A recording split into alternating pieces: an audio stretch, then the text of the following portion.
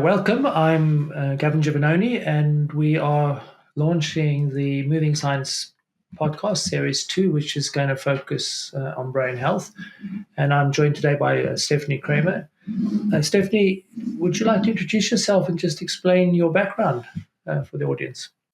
Yes, of course. Thank you, Gavin, and thank you for having me. So my name is Stephanie Kramer, and I'm the Deputy Executive Director of the European Brain Council, leading the Communications Advocacy Policy team.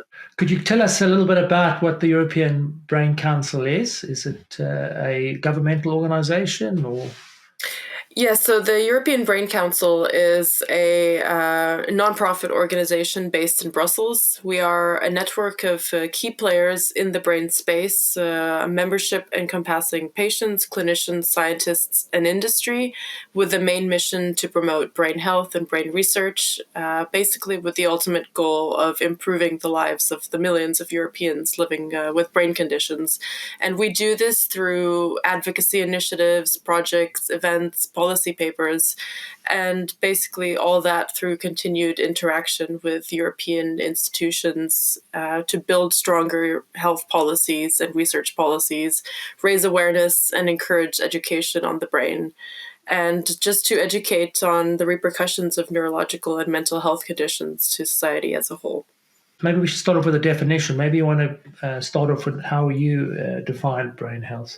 Sure. So that's an interesting topic in our space, I have to say. So in short, on EBC's side, when we speak about brain health to policymakers, to the wider community, to the general public, we are really referring to the well-being of the brain as a whole. So that means on the neurological and mental side. Usually we use a mixture of the World Health Organization's definition of brain health, which is the state of brain functioning encompassing cognitive, sensory, social, emotional, behavioral, motor domains, allowing a person really to realize their full potential over the life course.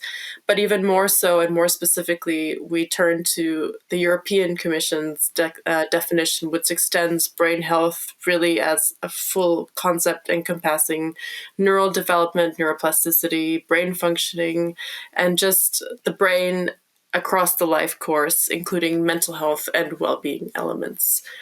So it's not just about specific conditions, but basically the healthy functioning of the brain as a whole. So does your organization also deal with developmental issues? Yes. So, for example, one of our main members is the European Pediatric Neurology Society. So we really do bring together the full kind of life course approach of the brain, starting from children all the way to end of life.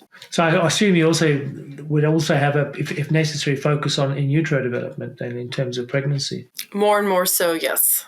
That's really what we mean by life course approach. So I noticed on your website you've got a slogan that says "No health without brain health." Who came up with that slogan, and what do you specifically mean by that slogan? So actually, that is a recent slogan on EBC's side. We came up with it last year, or let's say leading up to last year, which was an important year in our work because it was the time of the EU elections and also, I think, elections across over 60 countries. And so what we wanted to do in our advocacy work was to raise awareness about brain health and brain research.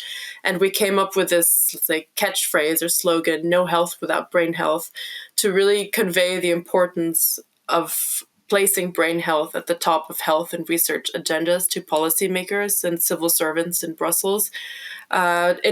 In our minds, the brain is the most valuable asset.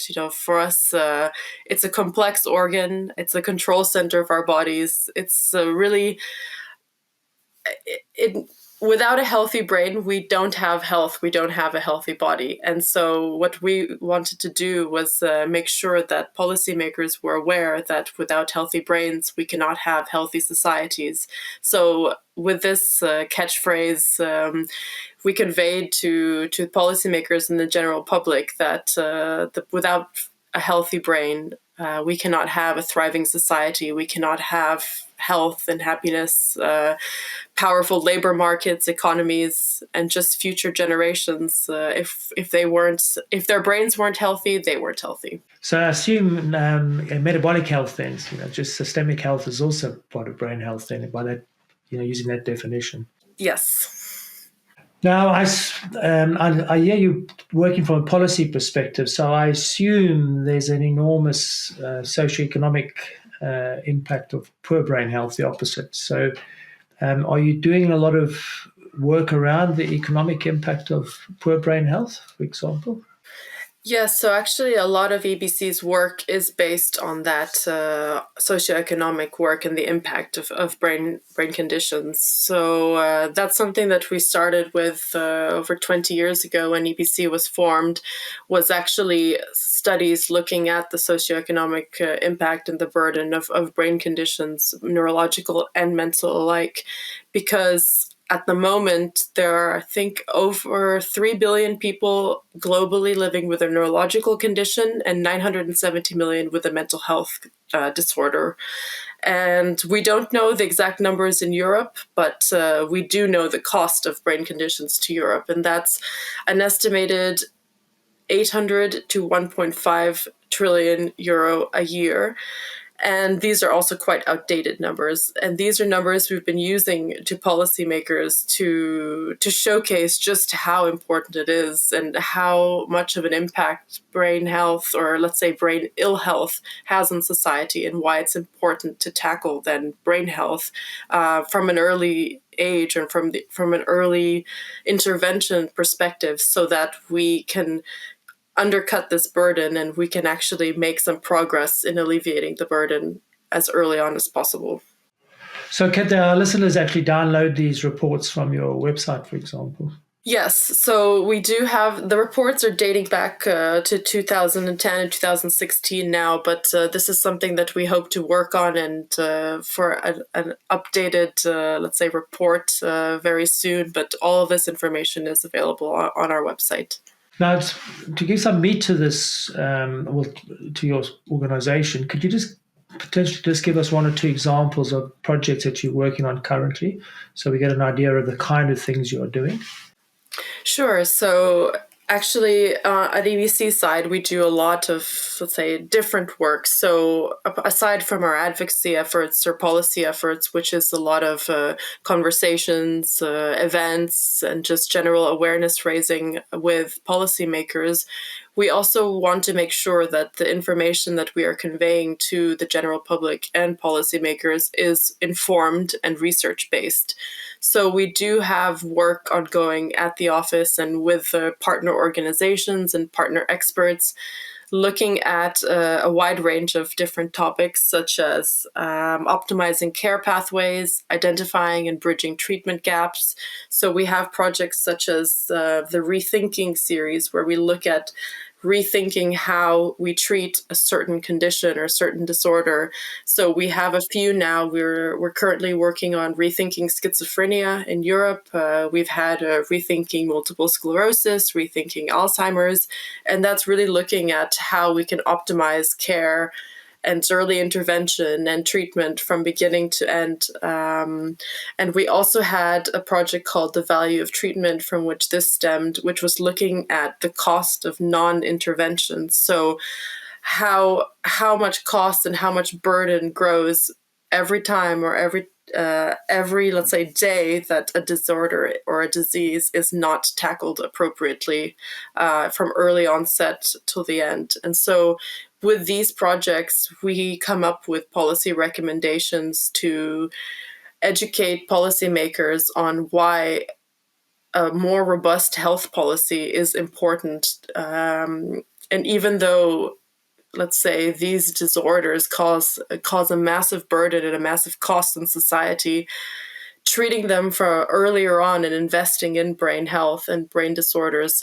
it ultimately is more cost beneficial than just waiting until the burden is too massive to do anything. And do you have an educational role as well? To a certain extent, yes, but I think that that's something that we work on more with our member societies that work more in specific spaces or areas. So, for example, the European Academy of Neurology has their brain health mission, which is working on educating the general public. I know that our scientific societies, such as the Federation of European Neuroscience Societies, FENS, and the International Brain Research Organization, they have a lot of educational and awareness programs. So on EBC's side, we are more on the policy advocacy, educational side, but we do take part every year in Brain Awareness Week, which is a global effort to teach the general public the importance of neuroscience and making sure that we invest in the brain in order to tackle this growing burden. So yes, education is important. It's not our main role, but yes, it's one of our, let's say, key areas of work. So let's say I'm an academic, I'm a neurologist working in multiple sclerosis. Let's say I had a concept or an idea around promoting brain health for people with multiple sclerosis or their families, for example. Could I come to you, for example, to partner with your organization in terms of an initiative or a grant application to try and promote brain health? Are you available for that type of activity? Yes, I think for EBC, collaboration is really one of the main ways that we work with the community, and we remain available always for efforts such as this. So we take part indeed in a lot of EU funded projects as well as our own private funded projects. And we also act as, let's say, the bridge for different organizations within the brain space to come together to act as that partner that can connect different experts, different communities. So bridging, I don't know, patients and scientists, clinicians and scientists. So that's certainly something that we do and aim to do as an organization.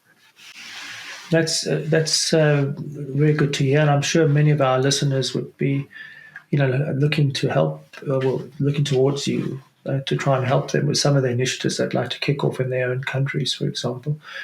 Now, one of the things that happened it was about 10 years ago, there was an international challenge. I think it was called the Brain Health Challenge, where it was really around lifestyle interventions. Are you involved in any brain health challenges to try and, nudge people to a more healthy lifestyle, for example? I would say not directly, although we are involved here and there in, let's say, more public awareness, promotional activities such as that. I mean, even within EBC, we have, uh, let's say, public awareness raising. I think I mentioned Brain Awareness Week already and the work we do there, but we also have an initiative called Move for Your Brain, which is very basic. Let's say awareness initiative where we educate about the importance of exercise, healthy living, healthy eating for brain health. And we actually have engaged a few times with policymakers around that, where they ran the Brussels 20K with us, for example, with T-shirts about moving for your brain. And we do have campaigns around that. Also, as with the European Academy of Neurology and their brain health mission, that's something that we've worked on, which is educating society on how to improve your life for healthier brain health. I know. I noticed though in one of your earlier replies, you mentioned wellness. Okay, so I always have a problem, um, linking wellness, what the concept of wellness is, with brain health. I know that brain health would form part of wellness, but wellness is so much bigger than brain health. So, from a policy perspective, it's quite difficult to get across the concept of wellness to politicians, for example, because, and I think it's important though, because wellness is how you live in the world, to be honest with you, and how you interact with the environment, and it's also the spiritual domain that is attached to wellness. So I don't know if you've ever thought about expanding the brain health concept to brain wellness, for example. Was that going a bit too far? I don't think it's going too far. Of course, there you enter, as you said, areas that might not be fully, let's say, well, I don't want to say fully scientific, but if you start to look into spirituality, and there's so much work going on there, and there's so much left to understand still. But I think actually looking at brain health beyond just brain health and looking into wellness actually is quite catchy for policymakers.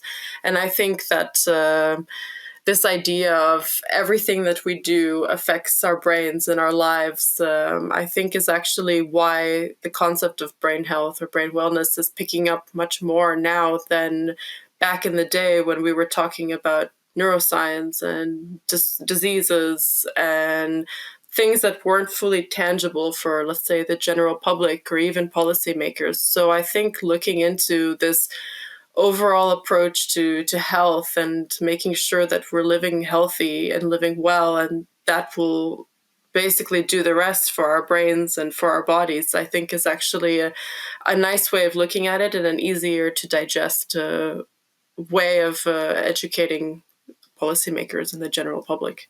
Yes, I mean, I had well, I wouldn't call it an unpleasant experience, but I pushed back. This was about 15 years ago. We tried to create a wellness clinic for people with multiple sclerosis. So this was to try and optimize their behavior outside of just their disease. And the NHS just didn't have the resources or the time to commit to, wellness clinics.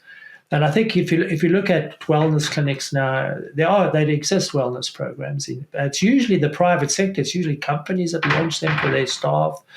It's not really healthcare systems that launch them. And I'm just wondering if, we as a MS community or a neurological community should actually do some research to show that these wellness programs are cost effective. They do deliver results. To be honest with you. I think that's important, actually, is to look into that and to have the research to back these let's say, claims that we make, because I think it is important, and I think that that's what policymakers need. It's just pure facts, pure figures, pure research, and I think that's also why the brain and brain health is becoming bigger and bigger, and I think they're starting to understand that it's not just about it's not just a cost of disease, it's also just a cost and an investment in future generations. So I think any type of science or research that backs those claims really will help in the argument of investing in wellness in the brain. Yeah, just to give you an example, so I was very impressed with this. There was it's basically a health insurance company. I come from South Africa, and this actually was developed by a health insurance company in South Africa, where the insurance premiums were linked to incentives. In other words, people were given smartwatches to monitor exercise. They had to sign up with an app around their shopping habits, for example, and their premiums came down if they did healthy things, and the premiums went up if they were unhealthy. And that's now been, that particular company has now bought a UK-based health insurance provider, and the same thing's been happening. And I've actually got some friends or colleagues of mine who belong to it, and their behavior really did change. So there are some really innovative nudges or incentives you can put in place to get individuals to buy into a healthier lifestyle, or at least focus on wellness. I just wish governments would take that on board, and national health services would take that on board. But if we can get the public to engage and to improve their lifestyle, I think that's a first step to hopefully then convincing our governments to invest further in this as well. Anyway, so we probably should draw this podcast to a close. There's going to be a lot more programs, a lot more podcasts around this issue. So we're going to be moving on to some of the lifestyle interventions in the future. We'll be discussing physical exercise, smart living. We'll also talk about, how do we optimize what we call brain capital. Hopefully in that particular podcast, we'll be able to discuss brain health clinics, because I think that's one way we could promote brain health, by having specific, like wellness clinics, brain health clinics, where you go in specifically to target lifestyle behaviors that improve brain health. And then we'll be going into, in the podcast series, we're going into disease-specific phenomena like the role of inflammation, the role of aging. We'll be discussing brain health in relation to women's health and men's health. We think there's some separate issues that need to be discussed. I've been involved in a policy initiative called Brain Health Time Matters in Multiple Sclerosis, and we're hoping to do a specific podcast around issues that are linked to multiple sclerosis and related disorders, which includes this group of diseases called NMO spectrum disorder and MOG-associated diseases. So these are really quite specific issues for neurologists. So there's lots to happen. So I'm hoping the listeners log in and listen to the future podcasts of the series. And I hope that we potentially could have you back as well, Stephanie, to contribute to some of the issues later on in the series. So thank you very much for your time. And I'm hoping everybody now goes off to your website and reads about all the activities you're doing and downloads some of the information that you've got on your website. And use that information potentially for grant applications or initiatives or projects they're going to be doing around brain health. So thank you very much. Thank you too. Thank you for having me.